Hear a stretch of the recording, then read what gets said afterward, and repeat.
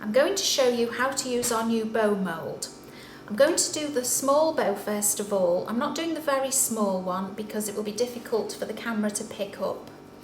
So usually we dust corn flour into mould, but this time I'm just brushing white lustre powder into the bow.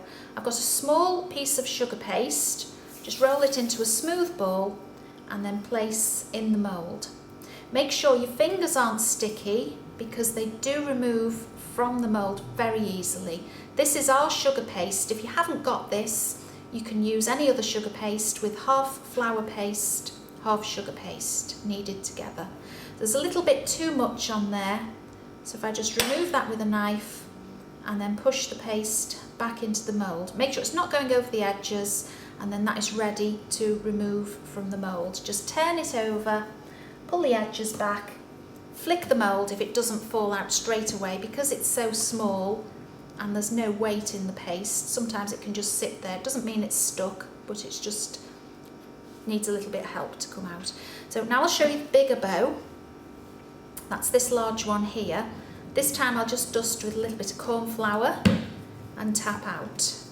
Then again, I've got our sugar paste. Just knead it into a smooth ball, put into the mould, press firmly down into the bow, and then down into the tails.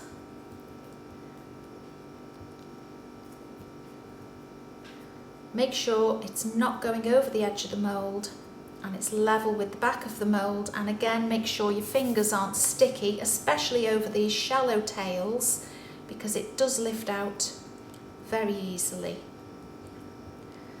So and just make sure now it's not going over the edge before I release onto the worktop. That's ready to come out, so I'll just turn it over, pull back, and that's your bow out of the mould. Now what I'm going to do first, I'll show you two ways to use this bow. I'm rubbing powder colour really well into a dusting brush, and I'm just dusting with some pink from the knot into the tails and the loops, just to give it a bit of shading where it would naturally look darker. And then the knot, if you go from there at the bottom and then from the top, if you want to, you can also dust darker into the tops of the loops and underneath the loops, and then we can go over the whole bow with some white lustre powder.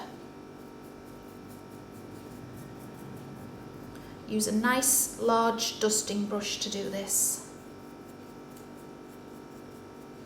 So that's the bow, coloured and dusted a little as it comes out of the mould. Now what you can do if you want to, if you've got our brooch mould, is remove the knot from the centre, obviously before you do all this dusting onto the knot. You don't need the knot, so I'm just working my way around, cutting in gradually, and then you can twist the knot off.